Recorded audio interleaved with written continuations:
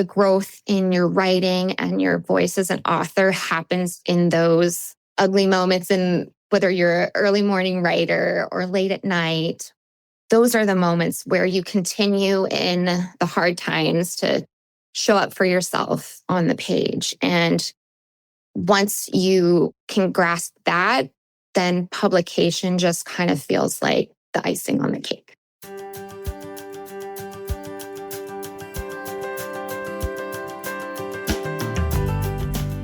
Welcome to The Whole Writer, a place where we talk about what it means to show up as a writer. Not just a better writer or a more productive writer or a published writer, but a whole one. Someone who's grounded in their voice, in their community, in their creative path, even when the world tells them to hustle, compare, or conform.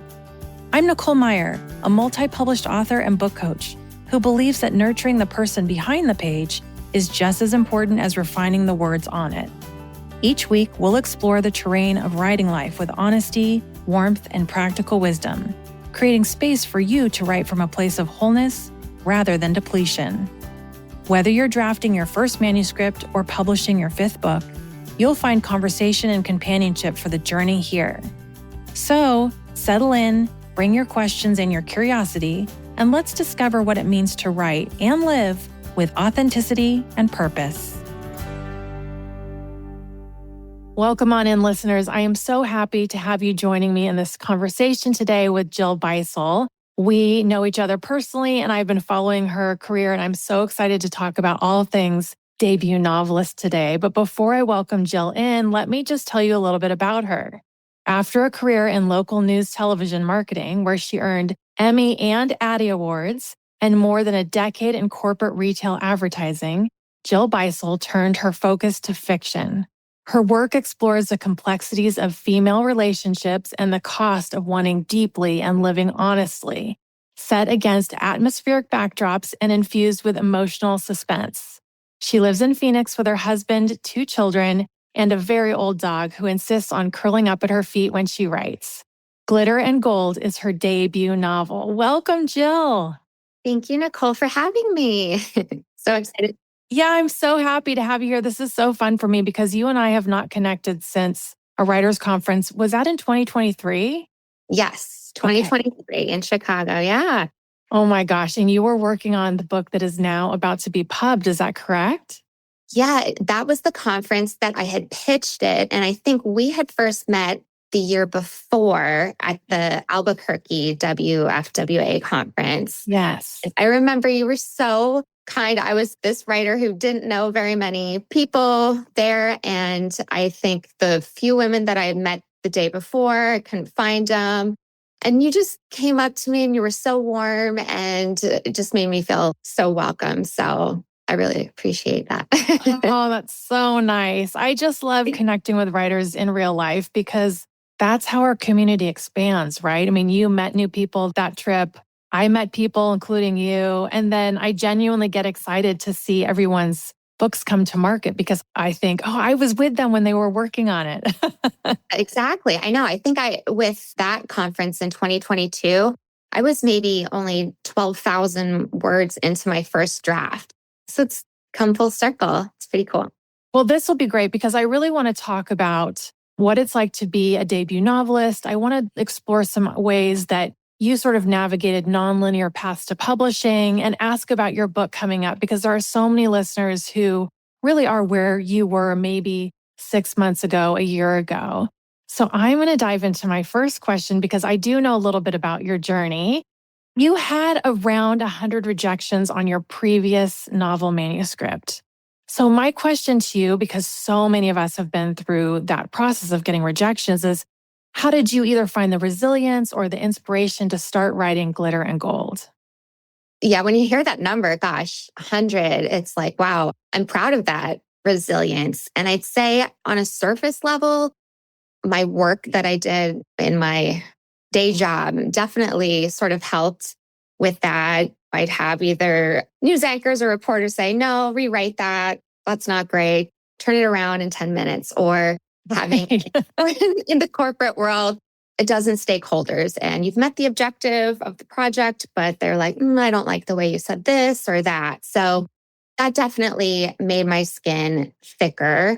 And I think writers can tap into some kind of resilience they have from a tough situation where it's like, oh, yeah, I came out the other side. I'm okay. But I think on a deeper level, it's connecting to the why I'm writing. It's that process of fingers to keyboard or brainstorming or coming up with that light bulb moment that gives that sparkle and that frisson that I had as a kid, where when I would make my imagination come alive with different stories and storytelling. And that's something that's internal that no external thing can take away from me. So, not to say that I was immune from being super hurt, especially after having an agent that had a full for months and then be like, sorry. And just a quick, like a short, just wasn't for me, but thanks. And giving yourself permission to have those feels. But then when I would pick myself back up, it would be like, okay, do you love this? Do you love the journey? It was always yes. I always love going back to the paper. So that's so interesting. You raised a few things that I want to touch on.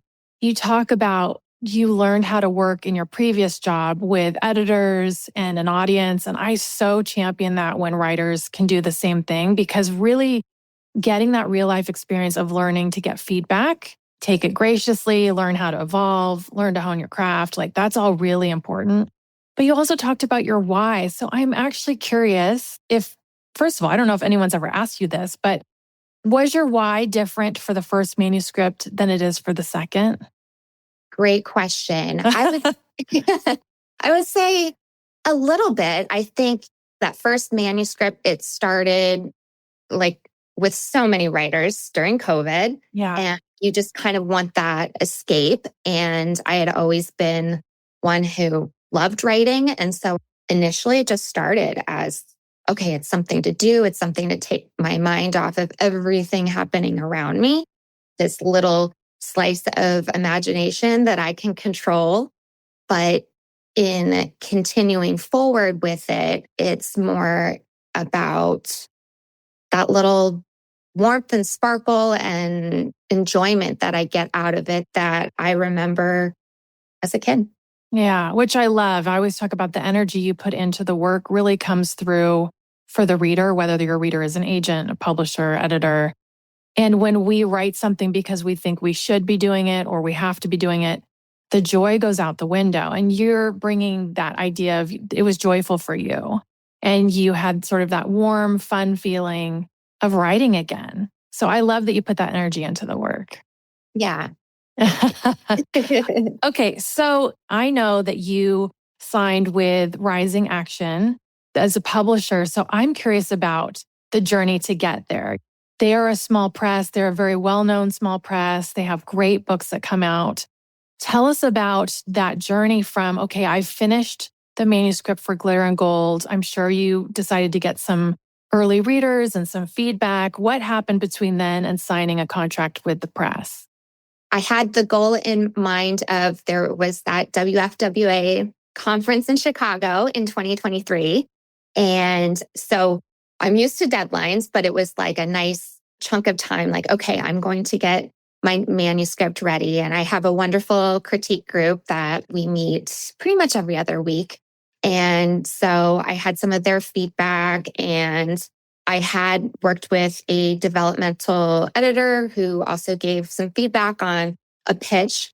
But I went to the conference and I was so nervous to pitch. There was several agents there and some small presses, and everyone was so gracious because I was kind of like, oh, can I use my paper? And they're like, oh yeah, go for it. Oh, to read your pitch, you mean? Yes. Yeah. Yes, because I was just terrified. You think like, oh my gosh, there's so much on the line here, and I've flown all the way here and spent all this money. Absolutely. Yeah, you kind of put this unnecessary pressure on yourself when in reality, they're wonderful people and they care about your work and not how nervous you are. Right. Yeah, so I met with Alex at Rising Action, and I feel like just from the pitch, she set me at ease. She was interested. we had some conversations after, which was really nice. And then she had it for, I'd say, 2 or 3 months and then reached out. And oh my gosh, I was so incredibly excited. And it's been amazing working with them because I feel like I get that sort of small, intimate feel of small press, that collaboration. And they're also distributed by Simon and Schuster, which really helps. It's exciting to see the book up for pre-order on the Barnes and Nobles and stores. And Simon & Schuster, their distribution, because one of my publishers also distributes through them, they will get you into brick and mortar. And really, there's like a sales team. A lot of people that aren't familiar with the difference between the big publishers, small presses, hybrids, and self-publishing. I always say, what kind of distribution do you want? Because so many people say, I can't wait to see my book in a bookstore, but then they will sign with a small press that says, oh no, we do ebook only. So I'm thrilled for you that you have distribution. To me, that is a win.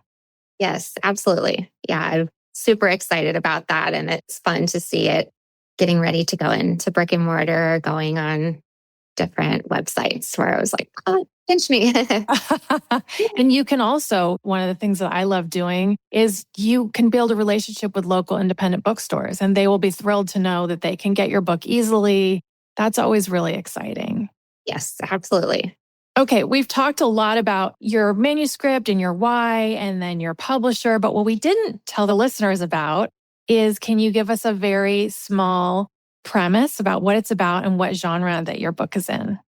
So I'd say it's pretty squarely in book club fiction, and it's a female-led suspense set in the Arizona mountains. It follows Delaney Byrne, who after her mother's death and a break-in that hints at a long-hidden treasure, she sets out for one last treasure hunt with her estranged best friend and a ragtag group of treasure hunters. I loved growing up the Goonies and Indiana Jones. Yes. I want this female-led, and I've just always loved those kinds of stories. So what I could do to bring heart and kind of a female lens to it. I love that. This episode is sponsored by Literary Arts, the incredible nonprofit that champions writers, readers, and youth. They're behind one of the most exciting events of the year, the 2025 Portland Book Festival, happening Saturday, November 8th in downtown Portland, Oregon. This is the Pacific Northwest's biggest celebration of books, and the lineup is absolutely amazing. Stacey Abrams, Nicholas Boggs, Omar Alaked, Angela Flournoy, Jill Lepore, Susan Orlean, and so many more. It's a full day packed with conversations, inspiration, and the magic of being surrounded by people who love books just as much as you do. Grab your tickets and learn more at pdxbookfest.org or see the link in the show notes. I love a good adventure, and I'm always so envious of people that can write those kind of plot twists which have mystery and suspense, because that's not my skill set. So I love reading books like that because I get really excited to figure out, can I figure this out? Are they going to figure it out? So what a clever premise. I love it. Okay, so let's move on to still talk about your book, but I want to talk about the actual creation of it. So you wrote this while working full-time with 2 small children. So can you share how you made that work day to day?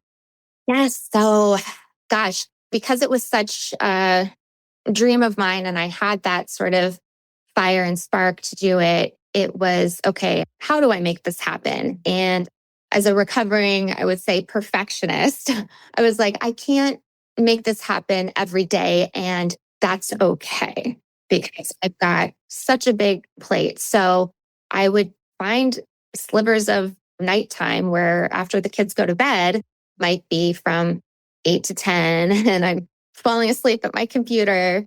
But those incremental 2 hours, 2 or 3 times a week, it really added up. And sure, there were times where I would feel like, gosh, I'm never going to get this done. But then if I would have kind of stayed in that mindset, yeah, I never would have got it done. But now here I am with a finished book that's going to debut. So yeah, that's really exciting. I think just finding those hours in the week make the biggest difference. Yeah. And I love that you said you allowed yourself. I don't know if you said the word permission, but I was thinking you're giving yourself permission. And I think that's so key to say, you don't have to write every day. You don't have to break your neck every morning to do all the things for people under your roof and write at the same time. And I think that giving ourselves permission is one of the best things we can do rather than this sort of hard charging, gaining sort of attitude. It's like give yourself permission to have the creative process that works for you. But I also wonder, were there any challenges with that? Although you have said you were kind of falling asleep sometimes at the laptop, but were there any challenges with just keeping yourself accountable or making sure you at least touch the work a couple of times a week? Sometimes there would be nights where I'm like, oh, I'm just too tired. And my husband was actually a great person holding me accountable. Like, just go in there then for 20 minutes. And I was like, okay, fine. And then usually those 20 minutes would turn into the 2 hours. And then I also had a friend who introduced me to writing sprints. It was someone local who did NaNoWriMo, and I don't do NaNoWriMo, but she invited me to one and she's like, yeah, you can get some stuff done. So, and I just loved it. I love, especially for drafting and the idea, nope, this doesn't have to be perfect. I'm just putting that first impression, that brain dump out on the page. So I'd say letting those shackles of perfection go and just lowering the expectation, especially in the drafting stage. And then I kind of ended up surprising myself how far that would take me. Yeah, I love that. Were they 20-minute writing sprints? How long were the sprints? Yes, the sprints were 20 minutes. And what was cute was my friend also had little prizes that she gave everyone. Oh my God. So I was like, ooh, I really like this. I should find a way to give myself a little treat after doing it at home. Yes, that is actually something that's really important is to reward yourself for the small wins. And a small win literally is writing for 20, 25 minutes. On my very first book, I kept a drawer of Hershey's Kisses in my desk and I would reward myself. And there's something that your brain and your creative process connects and says, oh, if we keep doing this, it's a rewarding, joyful experience. So good on your friend. And by the way, good on your husband for just encouraging you and keeping you accountable in such a gentle and sort of positive way. I wish we all had accountability partners like that. So incredible. I was very fortunate. And I also tried to think of like, well, what would I be doing if I wasn't doing this? And for me, I was like, okay, watching TV at night, dozing off. And I'm like, let me see how I can sort of maximize that creativity and that joy. And these days, for anyone listening, if you find yourself scrolling in bed, scrolling social media, scrolling the news channels, scrolling shopping websites, ask yourself for these 20 minutes I'm scrolling, what if I touched my creative work? I mean, it would make such a difference to so many of us because we all kind of slip back into old habits sometimes. It's so easy to do that. And yeah, I would think, okay, if I scrolled, I wouldn't remember anything from what I scrolled, but what I'm putting on the page is memorable and it's going towards investing in my future self. Right. Oh my gosh, I love that. Okay, let's stay on your book for a minute more. So Glitter and Gold, as you said, is a modern day treasure hunt.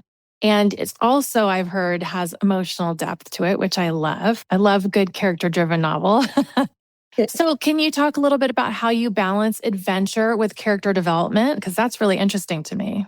Yeah, absolutely. I would say that I've always approached those things, whether with the character and their emotion and something external like the adventure or treasure, as not separate, that they have this symbiotic relationship where they work together and benefit one another. And I think that the characters' emotions and their contradictions are what spark choices that lead to that sort of forward momentum. So I try to shape the main character, Lainey, her goals and emotions in a way that when she risks herself in that storm or pushes into the cave or picks up that gun, that I understand who she is as a person and what drives her, what fears she has. So that just feels totally earned.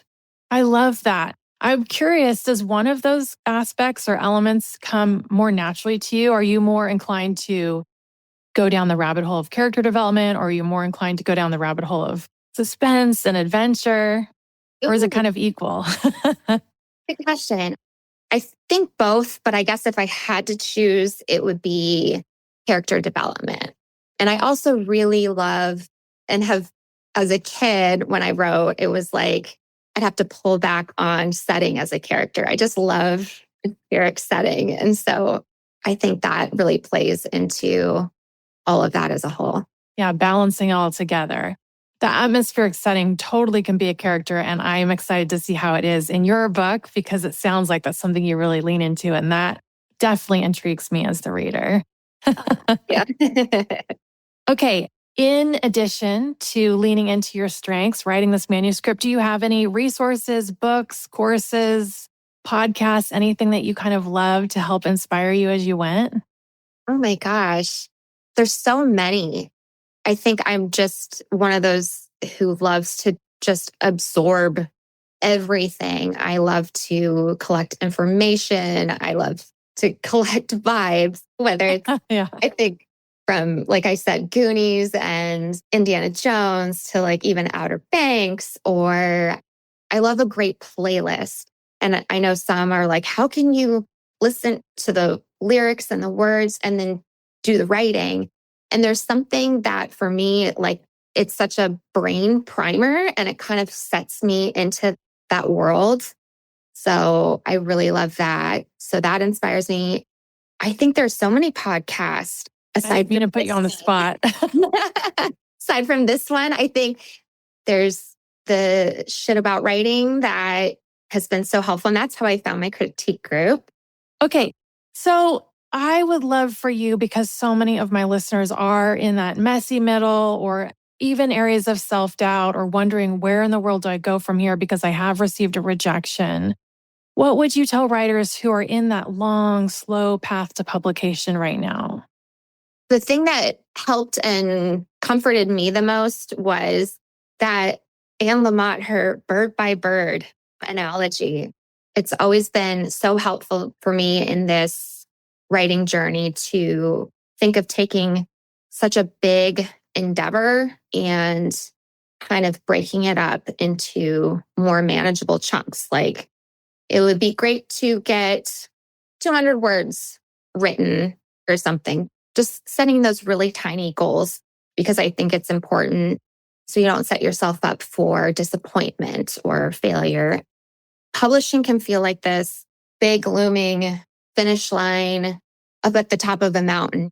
And you have to remember to celebrate all those vistas along the way, whether it's, hey, I finished one chapter, or I'm a third of the way through, or, oh, I had this huge breakthrough. So I think it's so important to celebrate that. And I think it's important to remember that publication isn't the end all be all goal. And it's in our nature to kind of continue to push then the goalpost. Even once you get there, you're like, oh, well, I wonder how my sales are doing. Can I get in front of this influencer? Can I get in this bookstore? And so there's all these external factors, and those things are all wonderful and helpful, but they are all external. They're not going to make you a better writer. And the growth in your writing and your voice as an author happens in those ugly moments. And whether you're an early morning writer or late at night, those are the moments where you continue in the hard times to show up for yourself on the page. And once you can grasp that, then publication just kind of feels like the icing on the cake. Wow, beautifully said. I'm so happy you talked about the external versus the internal. And it's something we have to remind ourselves, no matter how many books we have out there is all of those external payoffs or results or prizes are not going to make the writer. That doesn't improve our skill. That doesn't necessarily connect us deeper with our why. And I'm so happy you pointed that out. And listeners, I hope you're taking notes because that was definitely a golden nugget of truth. Thank you. So speaking of gold, let's tell people when your book comes out, where they can follow you, where they can find you, all of the good information. So Glitter and Gold comes out October 7th. You can find it wherever you love to get your books and hopefully supporting independent bookstores. You should be able to get them there. And you can find me at Jill Beissel Writes on Instagram. And one of these days, maybe I'll get a Substack or TikTok. Come over to Substack. It's my favorite place to hang out. Yeah. Yes, I'm liking it. Absolutely. This has been such a treat, Jill, and I cannot wait to get my hands on your book. Congrats on all of your success and your beautiful journey. And thank you for being on The Whole Writer. Thank you, Nicole. Okay, listeners, we'll see you next time. Thanks again to the Portland Book Festival for sponsoring today's episode and for creating such an amazing space for book lovers to connect. If you're in the Pacific Northwest this November, definitely check out what promises to be an incredible literary celebration. Until next time, keep reading. If you want to check out my coaching programs for fiction writers, visit NicoleMeyer.com. That's MEIER. And if you like this episode, I'd love you to take a minute to leave a rating and review for this podcast. This will help more writers like you to discover the show and to get going on their writing journey. Thanks so much for listening. Until next time, happy writing, everyone.